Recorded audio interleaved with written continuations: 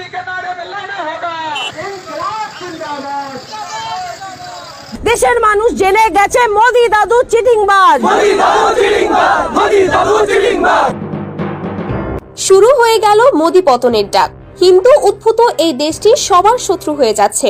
পুরো পৃথিবীর দেশগুলো জেনে গিয়েছে ভারতের মিডিয়া হচ্ছে গাঁজাখোর মিডিয়া। ভারতের রাজনৈতিক অঙ্গনে এখন উত্তাল পরিস্থিতি।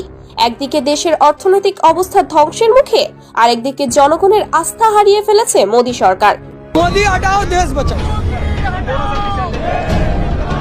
দেশের বিভিন্ন প্রান্তে শুরু হয়েছে মোদি হটাও দেশ বাঁচাও আন্দোলন। গণতন্ত্রের এই ক্রান্তিকালে ভারতের ভবিষ্যৎ নিয়ে শঙ্কা প্রকাশ করছেন বিশ্লেষকরা। বিভিন্ন রাজ্যে কৃষক, ব্যবসায়ী এবং সাধারণ জনগণ একত্র হয়ে মোদি সরকারের ভুল নীতির বিরুদ্ধে সোচ্চার হয়েছে। এই যে আমরা বাংলাদেশ, পাকিস্তান, ভারত একটা একটা দলবদ্ধ হয়ে আমরা এই যে কাজটা করছি, এটা খুবই খারাপ কাজ করছি।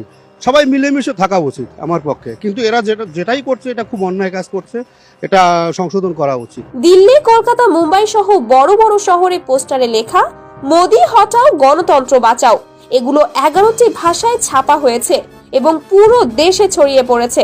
কৃষকরা বলছে আমাদের ফসল নষ্ট হচ্ছে, আমরা পেট চালাতে পারছি না, আর মোদি সরকার শুধু রাজনৈতিক লড়াইয়ে ব্যস্ত। বিরোধী দলগুলো এবার মোদি সরকারকে ক্ষমতা থেকে সরাতে সর্বোচ্চ প্রচেষ্টা চালাচ্ছে। কংগ্রেস, পিডিএস এবং অন্যান্য আঞ্চলিক দলগুলো একসাথে কাজ করছে। তাদের দাবি মোদি সরকারের পতন না হলে ভারতের গণতন্ত্র ধ্বংস হয়ে যাবে। পিডিএস নেতা সমীর পোততুন্ডু বলেন, এই ফ্যাসিস্ট শক্তিকে হারাতে হবে, না হলে দেশ আর কোনোদিন সুষ্ঠু নির্বাচন দেখতে পাবে না। কান খুলে শোন বলছি, আজ বিজেপি দাঙ্গাবাজ, আম জনতা বলছে দেখো মোদি দাদু চিটিংবাজ। পশ্চিমবঙ্গে মোদি হটাও আন্দোলন সবচেয়ে বেশি তীব্র হয়েছে। রাজ্যের প্রাক্তন মন্ত্রী পূর্ণেন্দু বসু বলেছেন, মোদি সরকারের ভুল নীতির কারণে শুধু পশ্চিমবঙ্গ নয়, পুরো দেশের অর্থনীতি মুখ থুবড়ে পড়েছে। দেশের গণতন্ত্র বাঁচাতে হলে এই সরকারকে সরাতেই হবে। ভারতের শীর্ষস্থানীয় গণমাধ্যমগুলো মোদি সরকারের কঠোর সমালোচনা করছে।